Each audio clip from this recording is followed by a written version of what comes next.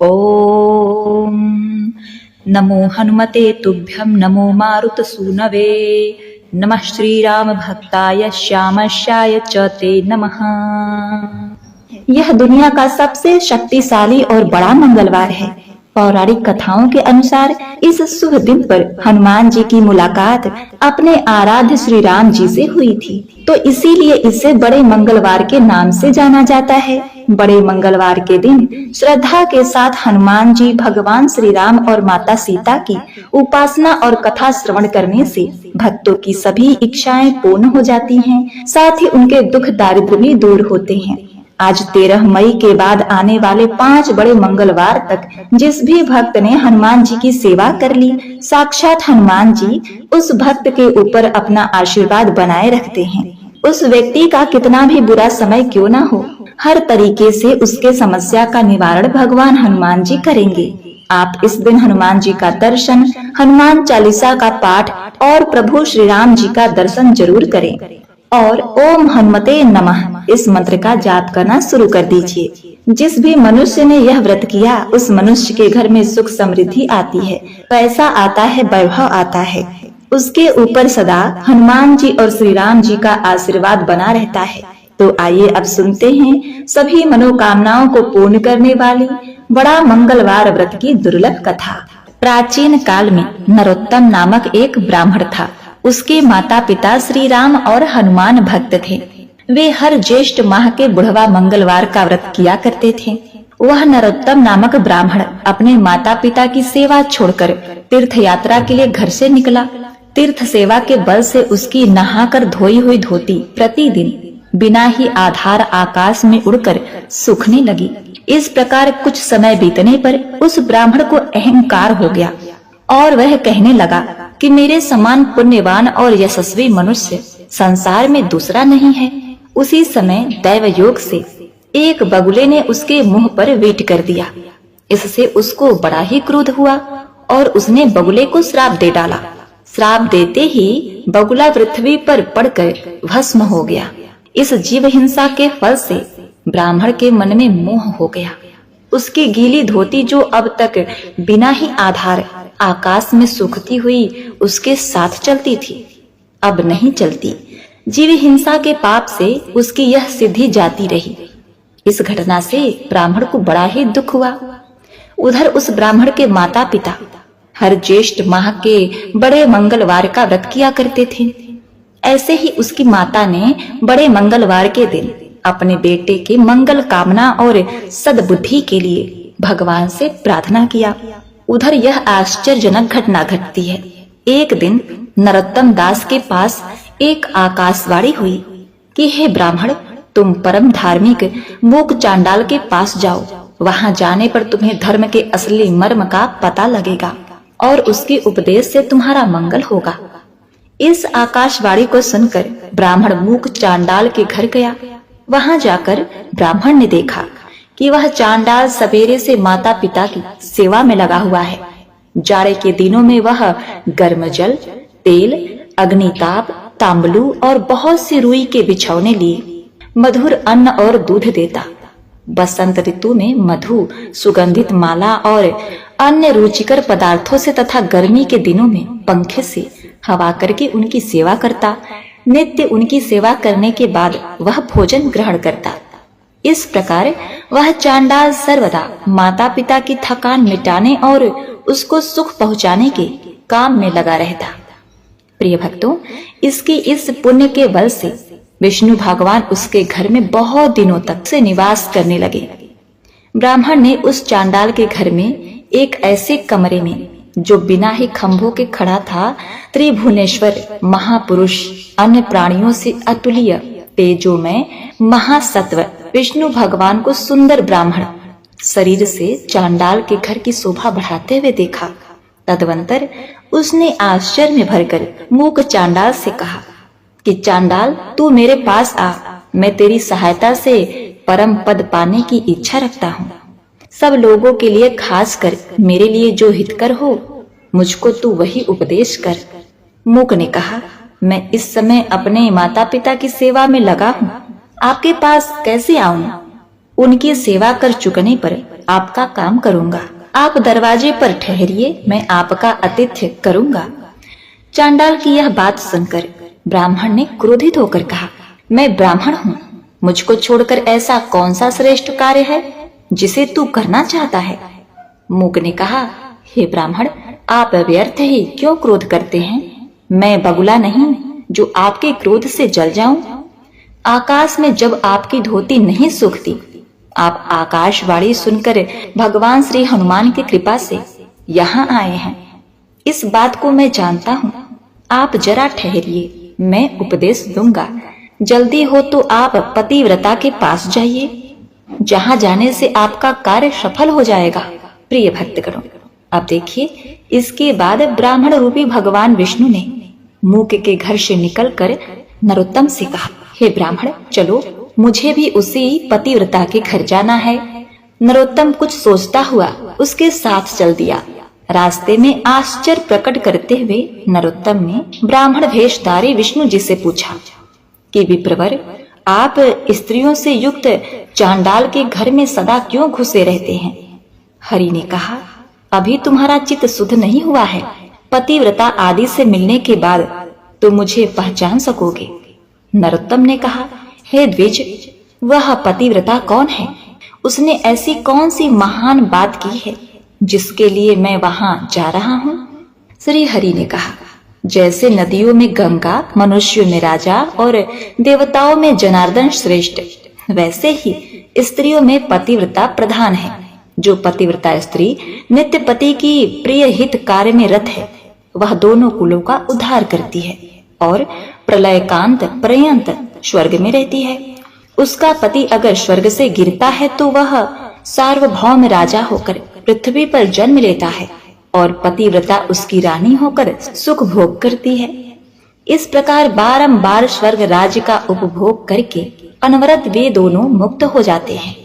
अब नरोत्तम ने फिर पूछा कि वह पतिव्रता कौन है, उसके क्या लक्षण हैं, मुझे यथार्थ रूप से समझाइए। श्री हरि ने कहा, जो स्त्री पुत्र की अपेक्षा 100 गुने स्नेह से पति की सेवा करती है और शासन में उसे राजा के समान मानती है, वह स्त्री पतिव्रता है।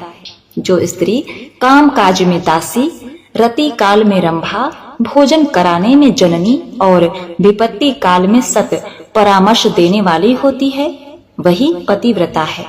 जो स्त्री मन, वाणी, शरीर या कर्म से कभी पति के विरुद्ध आचरण नहीं करती, वही पतिव्रता है। जो केवल अपने पति की सेज पर ही सोती है, नित्य पति की सेवा करती है, कभी कृपणा तथा अभिमान नहीं करती, मान अपमान में पति को समान भाव से ही देखती है, वही साक्षात पतिव्रता है। जो सती स्त्री सुंदर वस्त्र आभूषण धारी भ्राता और पुत्र को देखकर भी उन्हें पर पुरुष समझती है, वही यथार्थ पतिव्रता है। हे ब्राह्मण, तुम उस पतिव्रता के पास जाकर अपनी मनोकामना उससे कहो।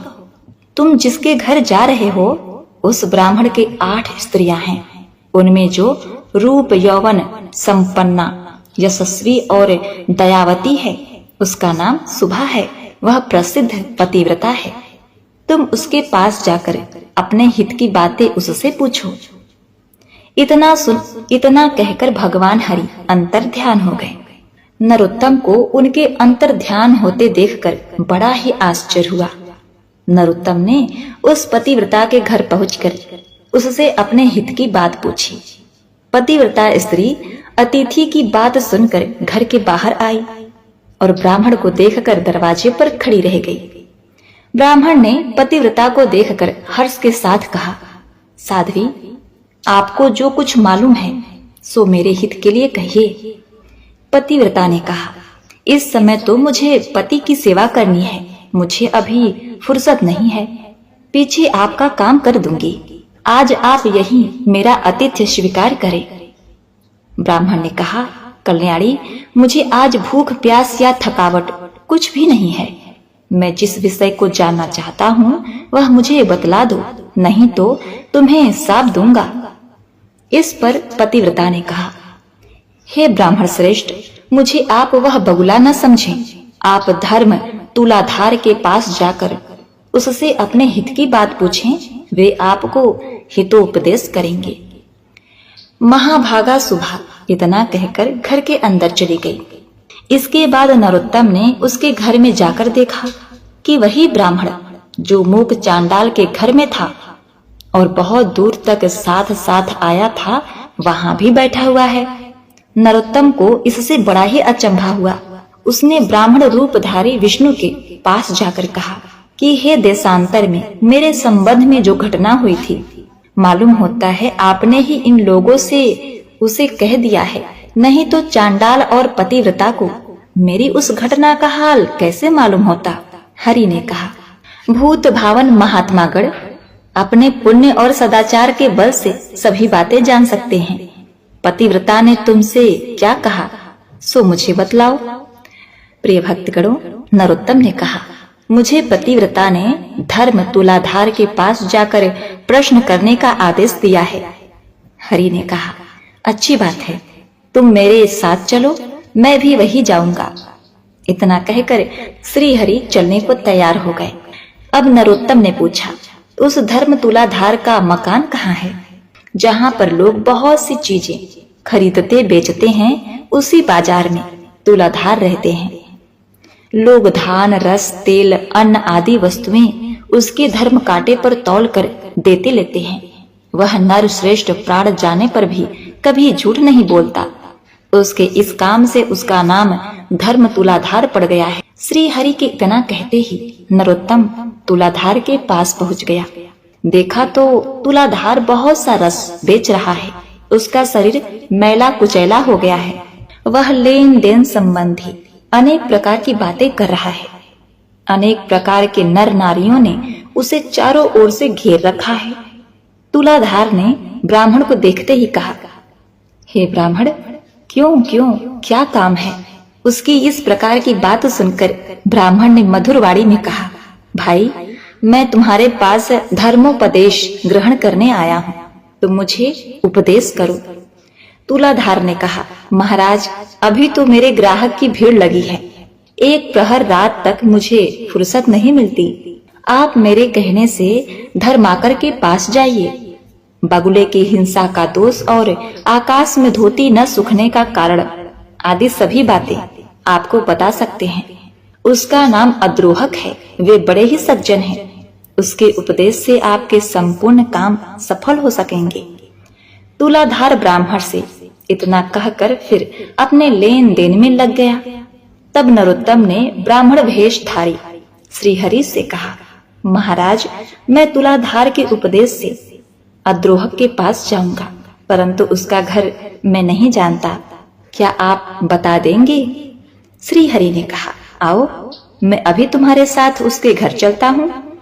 रास्ते में नरोत्तम ने श्री हरि से पूछा, हे भगवान, यह तुलाधार समय पर स्नान या देव तृप्त तर्पण कुछ भी नहीं करता।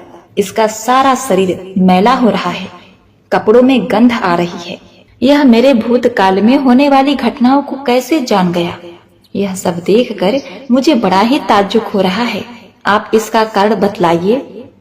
श्री हरि ने कहा, सत्य और समदर्शन के प्रताप से तुलाधार ने तीनों लोकों को जीत लिया है। इसी से देव, पितर और मुनिगण भी उससे तृप्त हो गए हैं और इसी कारण से यह भूत, भविष्य और वर्तमान की सब कुछ जानता है। सत्य से बढ़कर परम धर्म नहीं है और झूठ से बढ़कर बड़ा पाप नहीं है। जो निष्पाप समदर्शी पुरुष है, शत्रु, मित्र और उदासीन सभी ने जिसके मन समान है, उसके समस्त पाप नष्ट हो जाते हैं और वे विष्णु भगवान के मोक्ष को प्राप्त करते हैं। जो मनुष्य सदा ही ऐसा व्यवहार करते हैं, वे अपने कुलों का उद्धार करने वाले होते हैं। सत्य, दम, सम, धैर्य, स्थिरता, अलोभ और अनालस्य सभी उसमें रहते हैं। वह धर्मज्ञ देव और नरलोक के सभी विषयों को जानते हैं। उसके देह में साक्षात श्री हरि निवास करते हैं। जगत में उसके समान कोई नहीं होता। जो सत्य, सरल और समदर्शी है, वह साक्षात धर्ममय है। वास्तव में इस जगत को वही धारण करते हैं। इस पर नरोत्तम ने कहा, आपकी कृपा से मैंने तुलाधार का रहस्य तो जाना। अब यदि आप उचित समझे तो अद्रोहक का भी इतिहास बतला दें।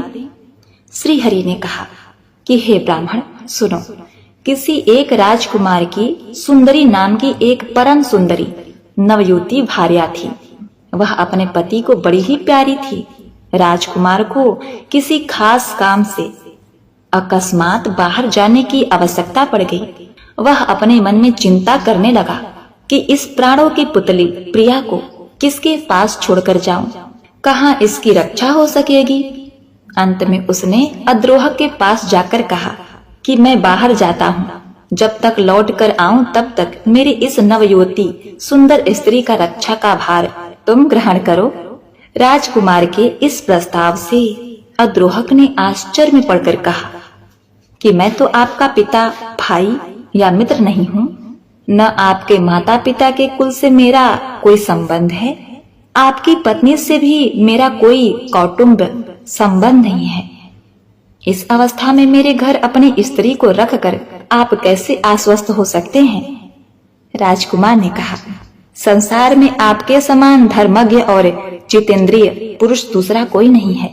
अद्रोहक ने कहा, आप बुरा न माने, त्रिलोक के मोहिनी भार्या की कौन पुरुष रक्षा कर सकता है? राजकुमार ने कहा, मैं अच्छी तरह से सोच समझ के ही आपके पास आया हूँ। मेरी स्त्री को आप ही रखिए, मैं अपने घर जाता हूँ। राजपुत्र के ऐसा कहने पर अद्रोहक ने फिर कहा, इस शोभा युक्त नगरी में कामी पुरुषों की भरमार है, मैं कैसे तुम्हारी स्त्री की रक्षा कर सकूंगा? राजकुमार ने फिर कहा, आप जैसा ठीक समझे वैसा ही रक्षा करें, मैं चलता हूँ। गृहस्थ अद्रोहक ने धर्म संकट में पड़कर राजकुमार से फिर कहा, हे पिता, मैं इस आरक्षित स्त्री की रक्षा निमित्त जो देखने में अनुचित होगा, ऐसा कर्म भी उचित और हितकर समझकर करूंगा। मैं इसे रात को अकेली नहीं रख सकता। एतएव मैं अपनी भार्या के साथ जिस सैया पर सोता हूँ, उसी पर इसे भी सोना पड़ेगा। आपको इसमें आपत्ति हो तो अपनी स्त्री को वापस ले जाइए, नहीं तो छोड़ जाइए। राजकुमार ने कुछ देर तक सोचकर कहा, अच्छी बात है, आप जैसा उचित समझे वैसा ही करें। तदवंतर राजकुमार ने अपनी स्त्री से कहा, सुंदरी, इसके आगे अनुसार सब काम करना, इसमें तुम्हें कोई दोष नहीं लगेगा। राजपुत्र इतना कहकर अपने पिता नरेश के आज्ञा अनुसार वहां से चला गया। अद्रोहक ने रात को वही किया। वह धार्मिक पुरुष रात को अपने स्त्री और राजपुत्र पत्नी के बीच में एक सैया पर सोने लगा, परंतु धर्मपथ से कभी डिगा नहीं। राजकुमार पत्नी का नींद में कभी अंग प्रदर्शन होता तो उसे अपनी जननी के अंग के समान प्रतीत होता। वह इस प्रकार अपने मन और इंद्रियों को जीतकर रहता था।